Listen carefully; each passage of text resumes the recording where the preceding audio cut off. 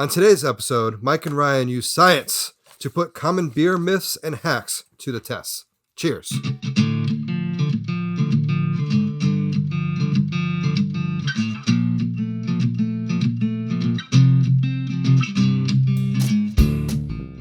Hi, and welcome to another episode of Brewthers-In-Law podcast, where beer is thicker than water. In this podcast, we take a journey of discovering home brewing, craft beer, and more. Mike and I. What's your name again? I don't know.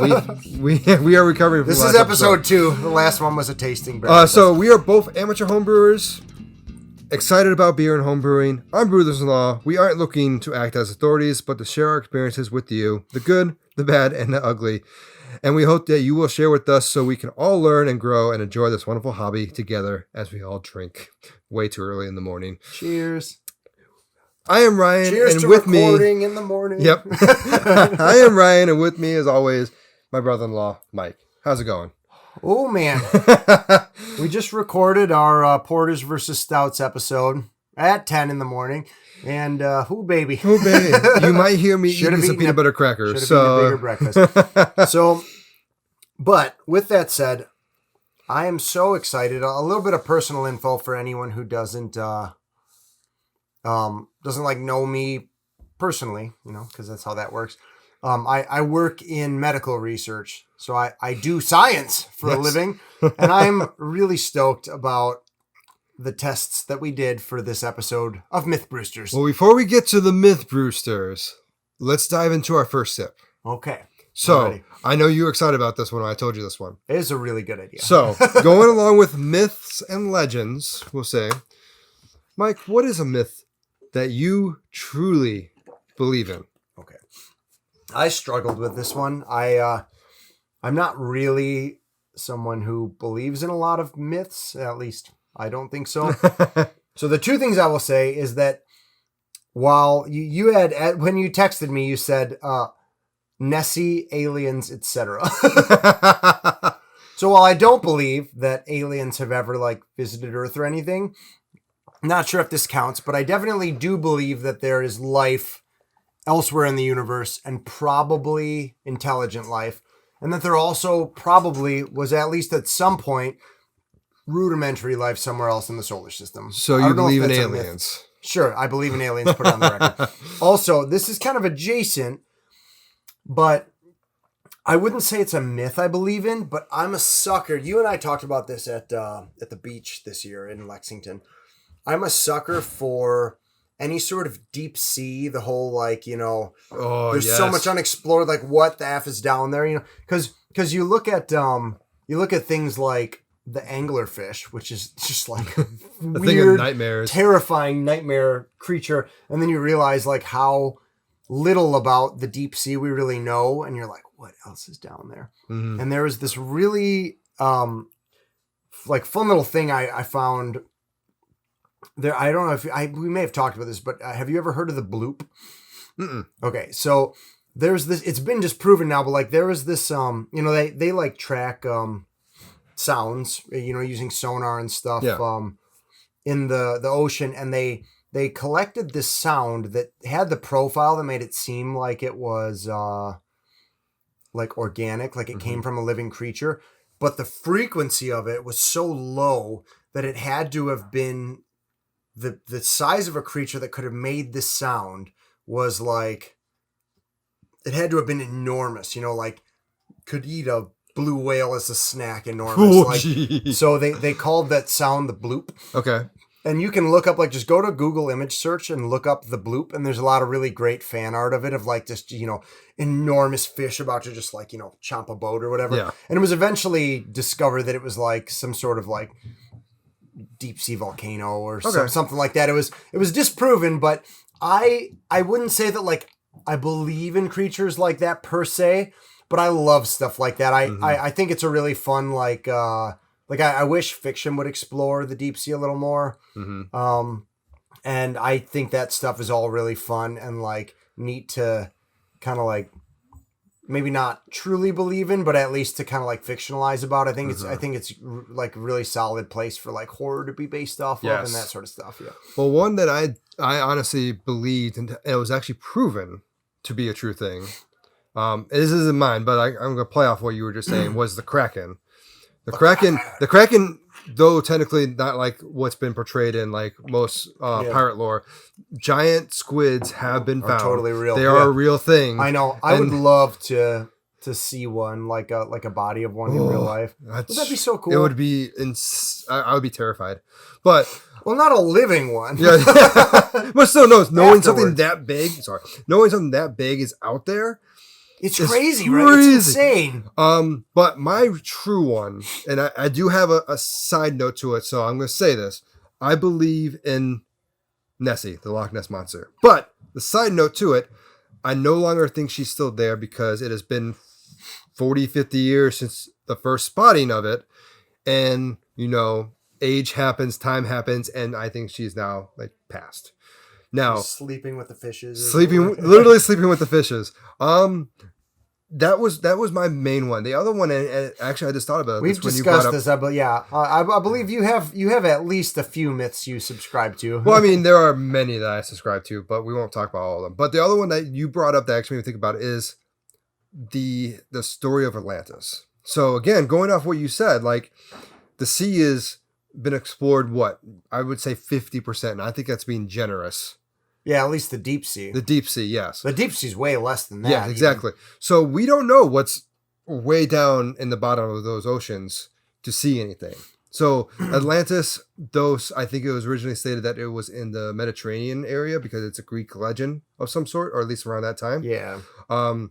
There's a really just quick shout out to Overly Sarcastic Productions on YouTube. Has a really excellent video about the Atlantis myth and all of the different where the cultures where it came from and stuff.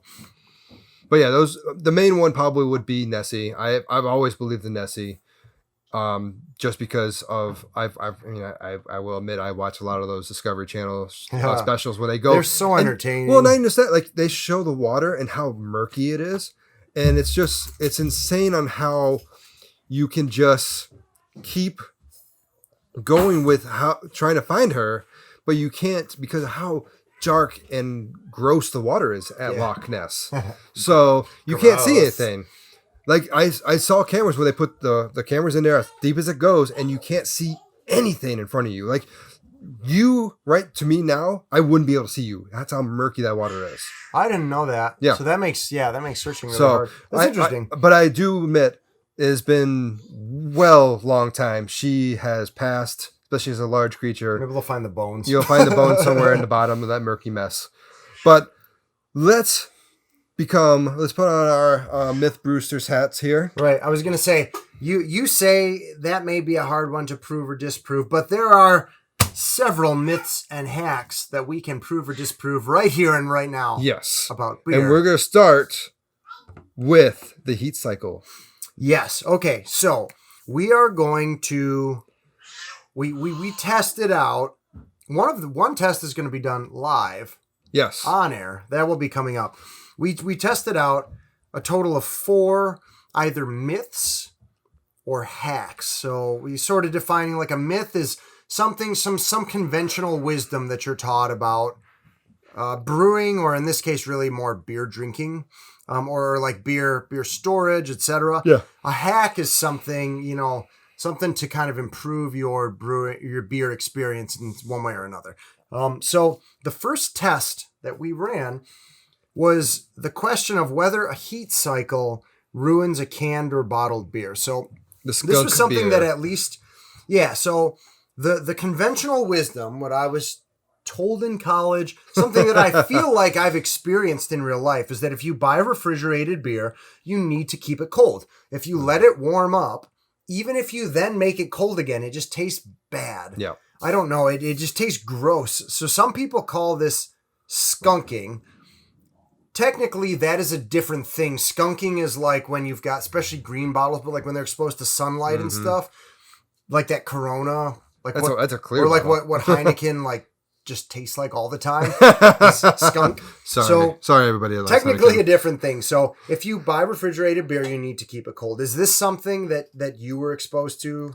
As you were the same, but we were both in different fraternities at different schools. Yes. And I had experienced the skunk beer issue more for it was cold and then it was left outside for days, months, year, and then I'm surprised put back into the fridge. Long. No, that's what makes it skunk, because it's been a year. Yeah. And then you refrigerate it real quick so it's cold, and then you drink it and it's like, oh my God. And plus it's also like so gross. Bush Light or Red Dog or something like that. Yep. So that's an interesting thing you bring up, because I swear I've had this experience. Like, yes. We go up north, I pack a cooler, then the cooler sits in the garage for a while. It warms up. Then I cool the beer again and try and drink it on New Year's or whatever. And it's like, ugh, it's gross. Yeah. But I've done a bit of research on the interwebs, and broadly, there are the general conventional wisdom on a lot of websites seems to be that a heat cycle per se doesn't ruin a beer. Okay. It's the length of, it's just generally warm storage makes beer go stale quicker. Okay. And I think staling is really what you're talking about when you're talking about a beer being warm and being ruined. So, if that is at room temperature, that's one thing. If that's at like 80 degrees, that's even worse. Like generally, any reaction that's going to happen is going to happen faster at higher temperatures. That's just like a kind of chemistry fact. And so that makes sense. But I swear that even for a day, if I let like my Labatt Blue get warm and then I chilled it down again, Labatt Blue is a Canadian beer for people that don't live near the border. Canada border, but like that it's no good anymore. I swear that has happened to me. So we put it to the test. Yes, we did. So a quick aside, we used a test that is fairly common and if you hear babbling, that would be the sound of my daughter yelling from upstairs. She's adorable, though. She is adorable, and we apologize, but really we don't. But so we used a test called the triangle test. So I got full credit to the Brewlosophy podcast, who I plug a lot.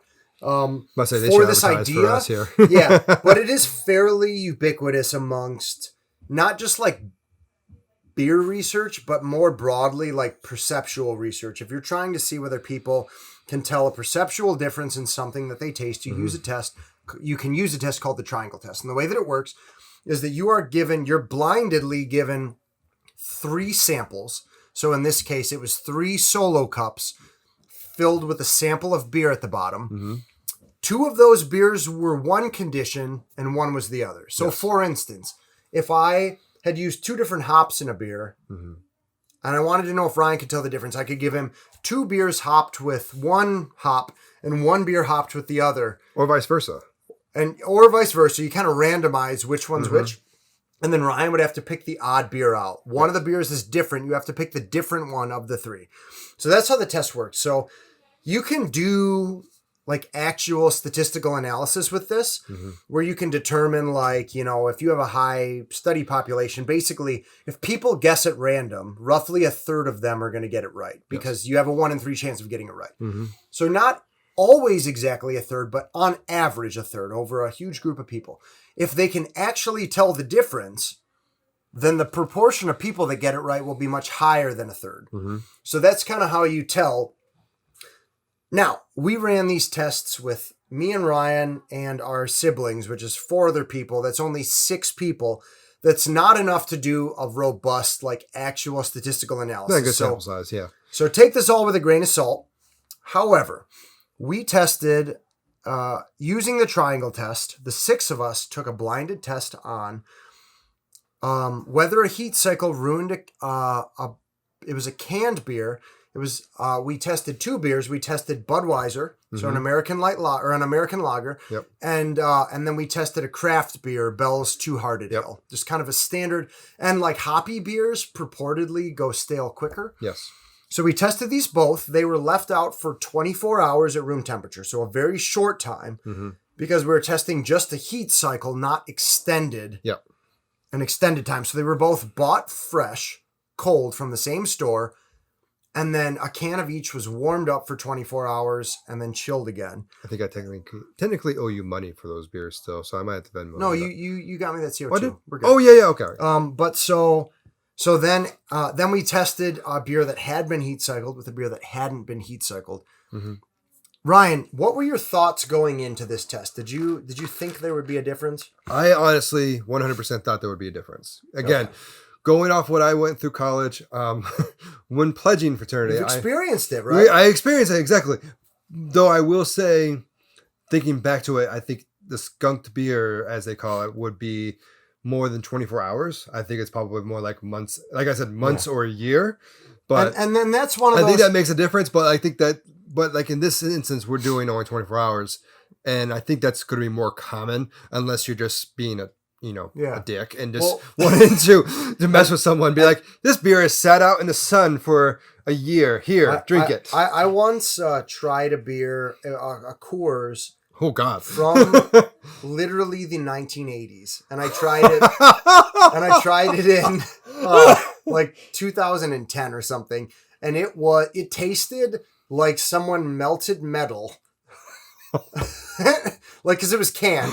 It was disgusting, like undrinkably horrible. We did the beers that our father-in-law brewed back when he was homebrewing. That was back rough too. Yeah. What was that, the 70s or 80s? Like bad cider. It tasted like really bad cider. And that was beer. So let's get to the results. Yes, results. So, American Lager, 33% of us exactly, 2 out of 6 got it right.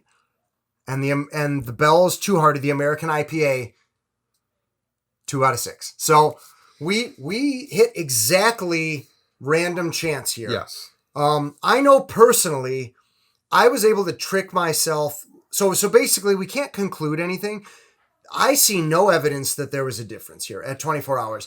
I had so much trouble telling. I feel like I tricked myself into thinking that one tasted different, but I honestly, if I'm being completely objective, I think I was just guessing. Honestly, what was your experience? So again, I thought I tasted a difference. I truly did. I was wrong on both of them. I think I was wrong on both for this one. We have another test where I think I got the two Yeah, right I don't know. Yeah, I ended up getting... Because I think everyone got what? Everyone got one right except for Mallory and Bryn, who got 2 right each. They were the master tasters. the beer sommeliers. Yes. But yeah, I thought I could tell a difference. I think I may have gotten one of these right, but it was probably guessing because we asked a follow-up question like, well, which one did you like better? And often on both of these, the people that got it right liked the heat cycled beer more. Yeah, I would remember that. Which makes no conventional sense. So like, I feel like, and sometimes that can happen. Like preferences are preferences. They're completely subjective. Yes. Maybe in Two Hearted Ale, and Haley swears this because, slight spoiler, we used Two Hearted for our other experiment as well. Mm-hmm. She got that one right too. She just swears because it's a hoppy beer. She doesn't even like hops, but like she's more sensitive to differences in it. Mm-hmm. I don't know. Maybe. She got them both right. She swears. Our data does not prove, and really just broadly, the internet at large seems to agree that like kind of physically, one heat cycle that's really short is probably not going to ruin a beer. We maybe we can do a follow-up study where we do like a week or two. Well, I was going to say, let's like store a beer now and do a year. Just like straight up right now, take a beer and leave it out of the fridge. And then a year from now, most try this beers again. Even in the fridge for a year though. We can do it. I mean, if you want us to do it, the next let us know. Next episode of Myth-brewsters. Okay. I think that'll be the next one. Maybe we could do multiple time points, like a month and a year or something like that. There you go. I love that. Okay. So moving on to our first hack. Yes. So this is about beer chilling methods, and this is late breaking data. I want to shout out to my neighbor and good friend Brian, who helped me drink enough Keystone Light to fill this test out last night. Hence the hangover right now. Hence the slight hangover, yeah. But we wanted to test different methods for chilling beers. So people from the South may not know this, but like up in Michigan, it gets pretty freaking hot. You know, we go all the way from -5 Fahrenheit up to like 105. You know, we get swings here. Yes. And during the summer, you just need that nice, refreshing cold beverage to stay warm. But the problem is, you open up a bottle of beer, and if you're in the sun in 10 minutes, man, it's It's like, 60F. It's like room temp. Yep. It's not refreshing anymore. So people use all sorts of methods to keep beers cold. And so we ran a test where we basically, I took a baseline of a Keystone Light to determine the base temperature. And out of their fridge, it was 41.2 degrees Fahrenheit. Okay. I'm sorry I did not do the Celsius calculation, but like that's this is like America. We do Fahrenheit. There's America. I apologize. 41.2 is like fairly cold. It's Yep. like kind of in the safe range for storing food. Fairly common. So 41.2. And then we tested the following scenarios. We opened the beer, we let it sit on the kitchen table at their house for 10 minutes, and then we took another reading. This was all done with a meat thermometer. So a reading after 10 minutes, how much heat has been lost. Okay. We tested a regular can, a cheap, regular kind of standard fabric can koozie. Koozie. Okay. What I would call like a tactical can koozie. Although I have one that turns into a flashlight that is literally a tactical koozie, but I'm talking about it's more than this one. No, Okay. not foam. Okay. We didn't Not test foam. Okay. So we tested fabric. Okay. And we tested. That one? It's the brand is Asobu, ASOBU. It's an air-lined koozie. So it's like kind of a thermos koozie. It's the one that like has the bottle. Yes, It's like modular. You can like. So it's really cool. It's like a bottle-shaped koozie, but then you can twist off the top of it, and it becomes a can koozie. Yes. And it's all air-lined, so it's like better insulated. Pretty sure I bought that for you.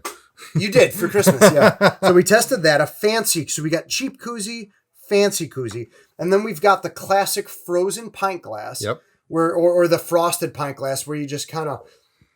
My parents do this. They keep a bunch of mugs in the freezer, Mm-hmm. just regular mugs. And people do this with pint glasses too, and I think restaurants will chill them. They'll chill them, yeah. So this was a frosted pint glass, not just refrigerated. It was in the freezer. Okay.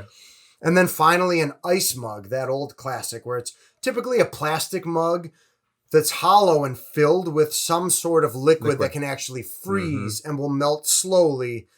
So it's like kind of like icing your beer, but you don't get any sort of dilution.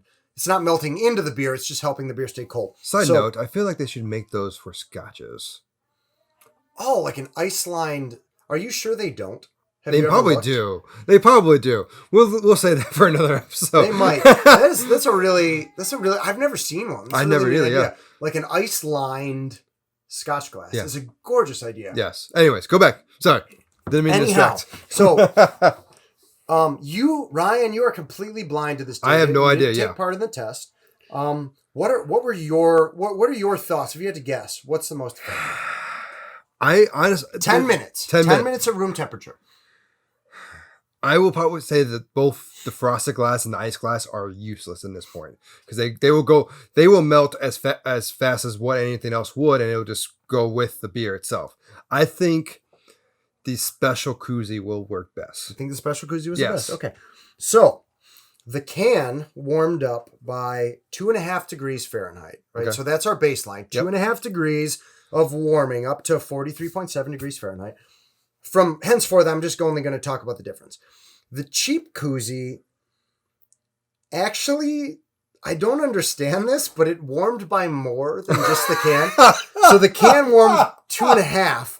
The cheap koozie warmed by 3.4 degrees Fahrenheit. Okay. That makes zero sense. Like, no, that makes perfect sense for anyone that sells those. Works. Yeah, fine, whatever. But like, I swear that can't be right. But that was what the data is. The data. Okay. It was actually worse than just the can. And granted, I think this would be different. Maybe it's that because here's the thing. So transfer of temperature from the air happens slower, thermodynamically speaking, than transfer from direct contact with a surface, right? Mm-hmm. So maybe because the koozie was room temp and was in contact with the can, like it transferred heat into it? I don't know. But I would think I would say if you're holding it and I think the koozie would still help because it would prevent your hand from transferring heat to the beer, right? I mean, but you weren't holding any of these beers. We weren't holding them. So that's a null factor. Not part of the test. Yeah. So well, I it's think a null factor in this test, but I'm saying the koozie literally performed worse than nothing. But I think if you're holding the beer, a koozie would probably still help. Yeah. So the fancy koozie, the Asobu koozie. So again, our baseline is 2.5. The cheap koozie was plus 3.4. The fancy koozie only warmed up by 1.6. Okay. So a pretty significant reduction in warming over 10 minutes. Yeah. That's pretty solid. So now we get to the frosted pint glass. The frosted pint glass stayed at precisely the same temperature over that 10 minutes. Yeah. Okay. It actually gained no heat. It was exactly the same. That's surprising because I thought that was going to be the worst one. I kind of agreed because it almost, and granted, we were at room temp. I'd love to retest this in summer heat, but those always seem like they warm up so quickly, it's like barely worth it, right? Well, I say next time we go up to the cottage, we'll just, on the beach, we'll just do every single one of them, leave them for 10 minutes in the sun, and just come and check them again. Ew. That's the problem. That's why I did this inside. One, because it's cold now in Michigan, but two, because like, I didn't love the idea of like having to drink those beers afterwards. Maybe we can just sacrifice some light beers. Well, that's why it's Keystone. To test it. Yeah. So the ice mug, the final test. Yes. The ice mug actually got colder by 5.4 degrees.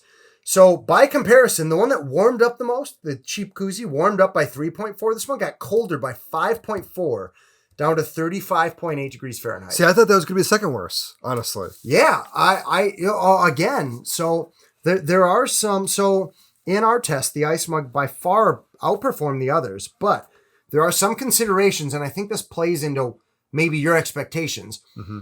The pint mug and the ice glass will only work until they melt or warm up. Mm-hmm. So 10 minutes at room temp is a relatively easy test, whereas like if it takes you a half hour to drink a beer and you're out in summer heat, once that warms up, it's not going to insulate much. Yeah. Right. It might do better than it has a limited. It's going to do better than an aluminum can. Yes. But it's just, the glass will warm up or the plastic and eventually it'll be the same temperature as everything else. Mm-hmm. And it's a one-time use. Yeah. So you can't then reuse the ice mug, whereas you can reuse koozies over and over and over again. We might have to revisit this one too, just for that longer time length and sun or no sun and compare. Yeah, but it is interesting because like if you're looking to have one beer and you're looking to slog it down fairly quickly, I think I would go with the ice mug still.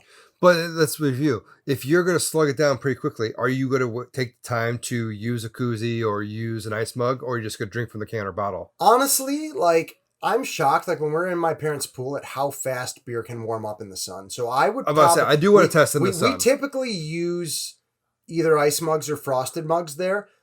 I think it helps. I don't think it adds a ton of time, and I think if we did a test at a half hour, I think you might have been right. I think at a half hour in the sun, the airline koozie is going to be the best. Yes. But at this test, under these conditions, I think it works. And so if you're gonna crush like a light beer, but you're gonna be in the sun, it's gonna take you 10, 15 minutes. I would say the ice mug is the way to go. All right. Or at least that's how I interpret this. Science has spoken. Right. So there are other alternatives. We've already said we would love to maybe retest this in the summer. I have a little insert called what is it called? Chilsner. The Chilsner. Chilsner. That like can go, it's a little metal thing that can go into a bottle to warm to chill a bottle. You place it in the freezer. Didn't have a chance to test that one. Because you did cans. Because we did cans, yeah. Yep. So maybe, that's more of a bottles test. There are other things too, like you said, there's foam koozies. There's a lot of directions we could take this. And if you have a preferred method for keeping your beer cold, we chose not to do things like a thermos, for instance, like because if you put your beer in like a Yeti thermos, okay, of course it's going to stay cold, but it feels unnatural to drink a beer out of a Yeti thermos, and it's not going to stay carbonated. So we chose to pick things that at least I found to be like fairly more common. Yeah. And that is why those were chosen. All right. Well, you got anything else on this one? No, that's it. I think we can go to break, and then when we come back, we'll have one more myth and one more hack to test. Okay, perfect. So let's go to quick break. Let's hear about AZP or a studio demands it. Because they're awesome. And cheers. Cheers.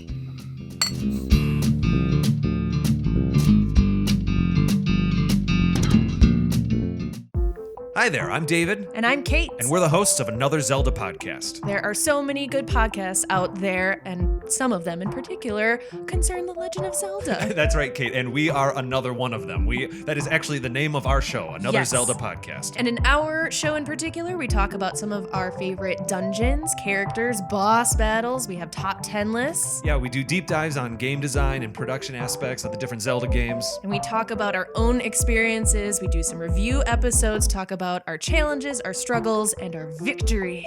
That's right. Really just almost anything that has to do with Zelda, we like to talk about it. A new episode comes out every other Friday, and you can subscribe to the show on Apple Podcasts, Google Play, and YouTube. And you can also check out our episodes on our website, anotherzeldapodcast.com. That's right. All right, we will see you there. Okay, bye.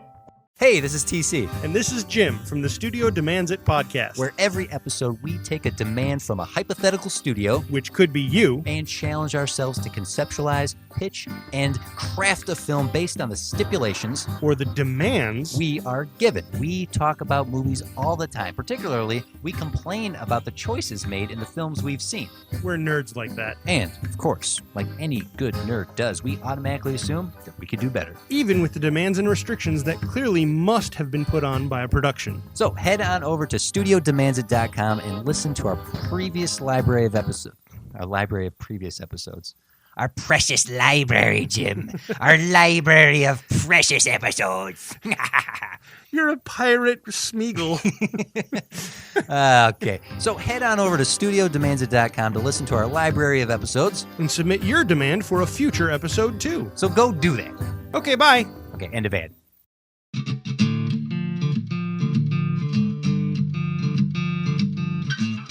And we're back. And we're back.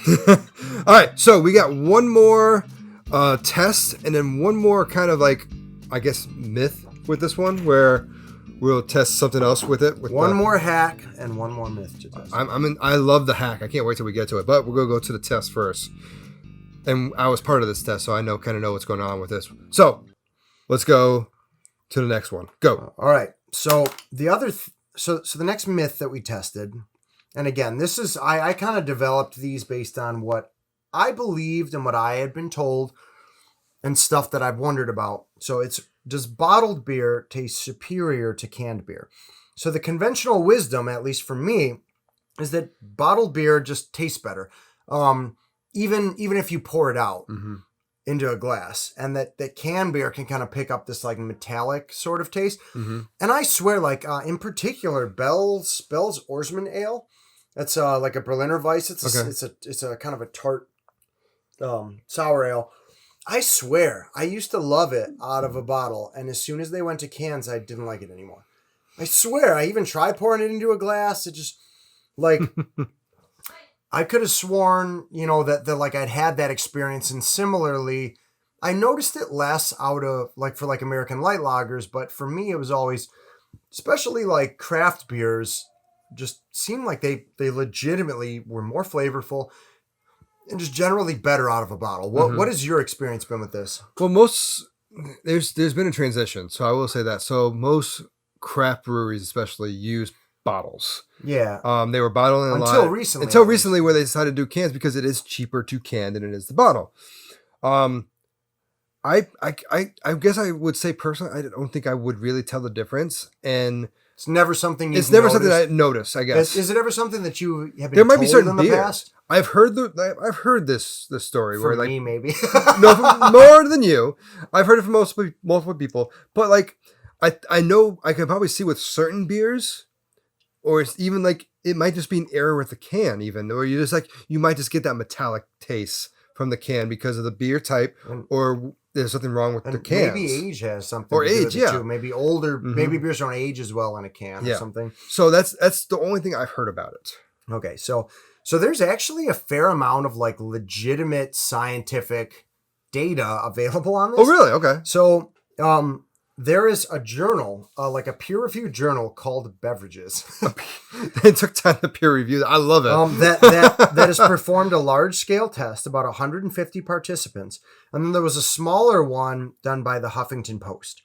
In both cases, participants were largely not able to differentiate the two.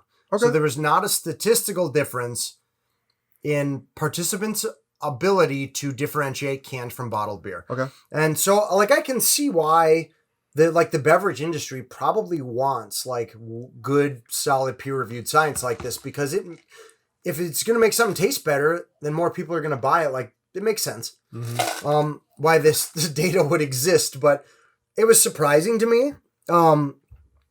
But I think it also shows the fact that this study was done shows that this is not like some weird thing that only, my friends were like, this is something that people talk about. And even on the industry level, they wondered this question and they studied it. I wonder if it's more of like, because we talked about this before, where like if you have someone that could tell the difference between the malts and the hops, if you have some kind of connoisseur beer drinker, they could tell the difference, and that's where it comes from. Maybe. So interestingly, there's a little bit of data on the Family Fare website. Family Fare is, like a grocery chain. So they contend that cans are superior. I take it they must sell mostly cans or something. For the following reasons. One, cans keep beer fresher by actually blocking more UV light even than brown bottles. I mean, valid. I could buy it. Two, can recycling is more robust than glass in most communities.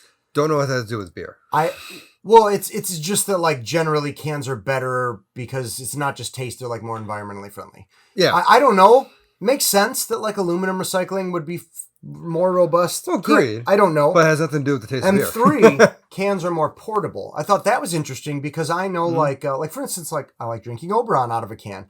Oberon is a great beer. Or I like drinking Oberon out of a bottle, excuse me. Yes. Oberon is a wonderful beer to take on a river. If you're going to like, if you're going to do canoeing or you're going to,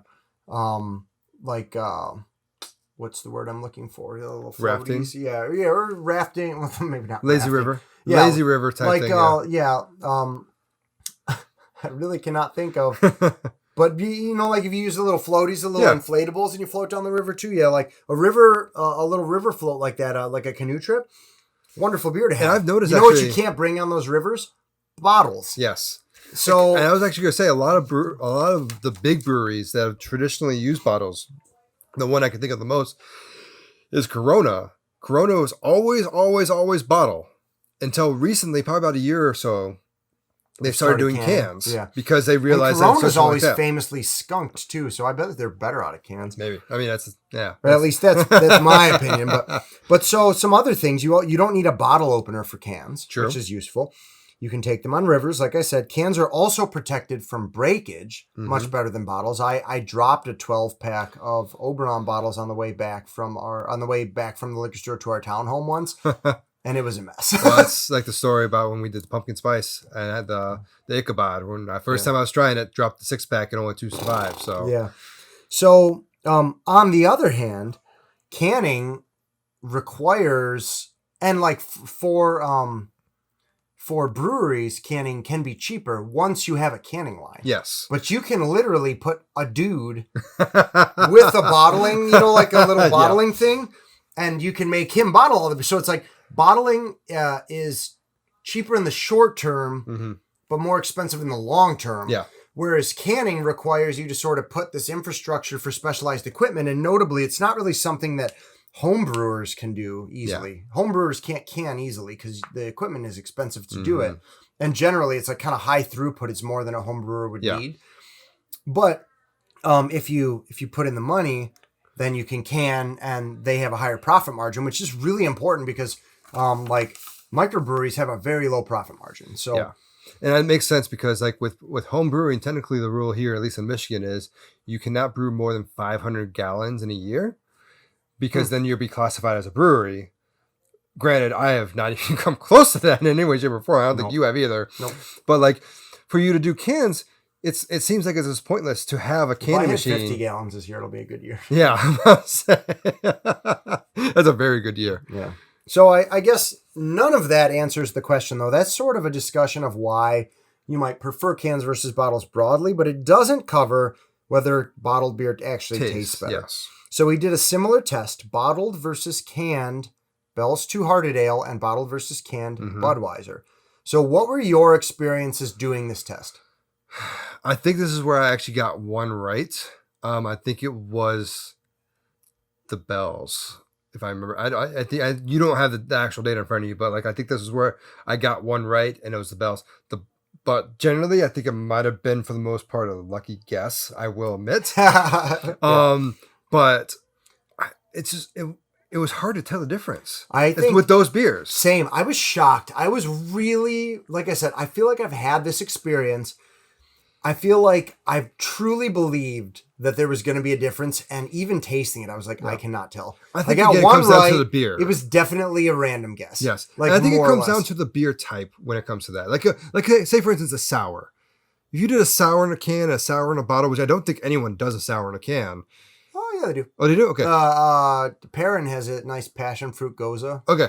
That's it. That would be one I would like to see the difference in that. Interesting. Yeah. So we did test 2 types of beer, but obviously there's a billion, so we can't test them all. But yeah, it would be interesting to see if there's a difference, particularly for sours. So the data came back again on both. On every test we ran, exactly 1/3, or effectively what you'd expect from random guessing, got it right. Mm-hmm. And similarly, like Haley swore she could tell the difference with the Two-Hearted, but often when we would ask, it would be people preferred or it was at least like 1 and 1 who preferred cans versus bottles. There wasn't an obvious preference, and there was no evidence that like we were really able to tell the difference. We were probably all just guessing. So we've sort of lightly debunked that myth. I want to just again quickly acknowledge Family Fair, HuffPost.com, and AlcoholProfessor.com, who is where I read the data from that published study. So good on them for providing. Those are just my sources for the data I presented. So we now get to the interactive part of the experiment, and I'm really excited about this. So apparently there is a shortcut to nitrogenating your beer. So if you are a fan of Guinness, you may have, where's mine? This is just to test it, and then we'll pour it out. Oh, I see. Okay. So if you are a big fan of Guinness or other nitro beers, but you lament that there are few and far between, or that you don't have the ability to make nitro beers yourself, there's apparently a hack that you can use that involves a medicine syringe. So you can I think for free it comes with a lot, or I think you can just like ask for them at CVS. You can get these little 5 milliliter or 10 milliliter syringes from CVS for like giving medicine to kids and cats and stuff. and apparently you can mimic the effect of nitrogenating a beer by just blowing air into a freshly poured beer with one of these syringes. So you take a few mils of the beer up, and then you take up a few mils of liquid, and you just plunge it down just below the surface of the beer. And apparently it mimics the effect of nitrogen because 1, there's nitrogen in the air, right? So our air is mostly nitrogen. So you are injecting that into the beer. And 2, apparently Ryan is clearing the space around the beer that we've poured in case we make a mess. I'm prepared. But apparently part of what nitrogen does is it kicks some of the gas out of the beer. It literally just helps to flatten it. Yes. It's not all that it does, but it's something. So we are going to test this live on the air. I have never done this. I don't even remember. I may have heard about this on Brewlosophy too. But I heard about it somewhere. Yes. And I was fascinated because I've always wanted, I love nitro beers. Yes. And you at least love Guinness. So we've taken the L'Haim coffee stout from Dragon Mead Microbrewery, which is a local in Warren. It's part of the family. Props to Dragon Mead. I'm going to take 2 mils of this beer. It's a carbonated beer. It's not nitrogenated. And then I'm going to pull up an additional, you know what? I'm going to do 2.5 of each. So 2.5 of liquid, 2.5 of air. I've got that all in the syringe. All right. And how's this going to go? Pow! Whoa, look at that foam. Oh dear. Oh dear. Oh dear. Stop. Oh. You know what? It's kind of doing It that is. thing. It's the cascading. Yeah, It's we doing can see the cascade. Oh my god, that's so cool. I'm really stoked about I this. am really as well. It like kind of did it. So the foam level about doubled. Yeah, easily doubled for sure. And then you had like a slight cascading amount with it as well. Yeah, but it was doing that. If you've ever opened a Guinness, it kind of has a thing where it's like it almost tricks you into seeming like the bubbles are rushing downward. Mm-hmm. And it did that. It Yes, totally did that. It did. Okay, so let's drink it. All right, so Pour it out. Pour it out for the homies. Oh, you got all the foam. yeah, I figured that was gonna happen. Oh, but look, it's doing the cascade thing Yep, again. still doing it. This is so cool. I'm nerding out so hard over this. Not as much cascading in yours in that second pour from the glass, but Cheers. Cheers To science! Science. It kind of works. It does.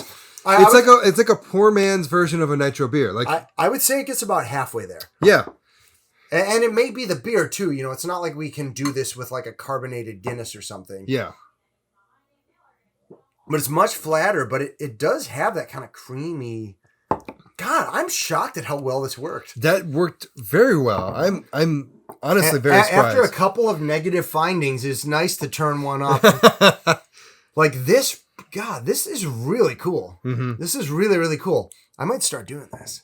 I might. I mean, with we I were just talking testing about. out other beers. Yeah, about to say we have the Neapolitan that I might actually try this out on it. I kind of want to. Yeah. Also, maybe you'd like porters better if you nitroed them. Maybe, yeah. But no, that's surprisingly very, very good how that turned really out. Good. So This is really cool. yeah, I'm glad we got at least one thing to work. I Well, feel like we're on an you know episode of what? Mythbusters and they finally get one to work. Negative findings are findings too. And actually, I would say it's better to know that we have a bit more flexibility. Cans versus bottles, who cares? You let your beer get warm because you didn't have enough room in the fridge. Who cares? It's fine. I would love to. So we've talked about following up on the heat cycle thing. Yep. Are there any and maybe on testing some other types of koozies, maybe testing in the summer? Are there any other things based on this you'd like to do follow-up experiments on? We'll probably do another episode of Myth-brewsters. Oh, for sure. Yeah. So if you out there have anything in particular that you think would be good to test, definitely let us know. But Ryan, in particular, do you have anything that you're interested in kind of as a follow-up to this? To this, I would like to see other like very different styles of beer when it comes to that can versus bottle, which is going to be difficult because not everyone does can and bottles of the same beer. Yeah, it's tough to find. Like those lagers would definitely be the easy one to find, like the Budweisers and the Millers and stuff like that. Part of the reason I picked Two Hearted was simply because you could find it in both. Yes, and it was a very it's a hoppy beer, so like it will be different than the Budweiser at least. So we at least got an IPA and a lager, so we can tell the difference. Yeah, but like you're right. Like, would it make a difference in like a stout or like a malty beer? Would it make a difference in a sour beer? We could do a stout because Guinness does bottles and cans as well, but that comes down to make the a difference spigots. in a nitro. Yeah, but yeah, we'll probably tell the difference just because the nitro is better out of a Guinness. Yeah. Or out of a can. I knew what you meant. Can, yeah. I don't know. We had a couple Guinnesses, so we're good. But yeah, I would also love to see. I would love to test this nitro trick in weird, like how would a nitro American lager taste? How would a nitro IPA? In this method, yes. How would a nitro IPA taste? Mm-hmm. How would? I wonder if you could have you ever had nitro poured coffee? I have actually. Starbucks does it. It's freaking amazing. Yes, it is. I wonder if you could do this with coffee. Ooh. Like take a cold brew coffee and do the thing. Maybe. I wonder if it would work or if it needs the carbonation. Because that's. I'm about to say yeah. Maybe if you had a cold brew and then you nitroed it, because at Starbucks they do have a cold brew on tap and then the nitro on tap. So like if you did that cold brew doing the same method, you might be able to nitronize it because it's already carbonated or aired. Yeah, of course aired. Great Lakes Coffee does this thing. I think maybe we've gone there with you guys. Yeah, we went there before that. Great Lakes Coffee is, I think, like a Detroit area specific chain, but they make amazing pour over coffee.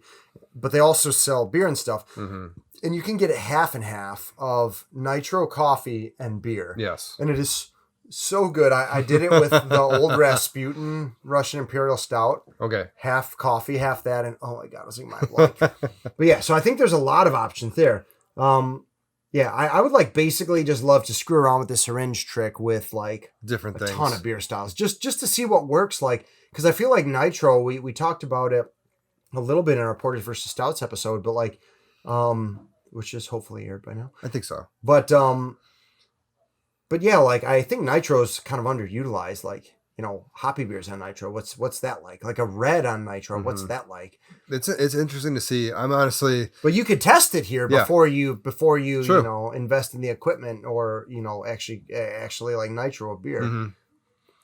Anyhow, so yeah, so that's that. Yeah, that was fun. I'm about to say that the first of many Myth-brewsters episodes that we'll have. Yeah. So if you have any comments about this, either on that or on the first sip, if you want to talk about aliens or Loch Ness Monster, I will gladly talk anything like that with you. You can find the podcast on Twitter at Brewthers-In-Law. That's all one word. And also at our website, brewthers-in-law.com. Again, all one word. And in addition to that, Ryan, if people want to reach out to you personally, where can they find you? So on Twitter, you can find me personally at Rambo Coon, or if anything brewing related, for the most part, I post all my brewing stuff at Wise Old Owls Brew. If you want to keep for up Twitter.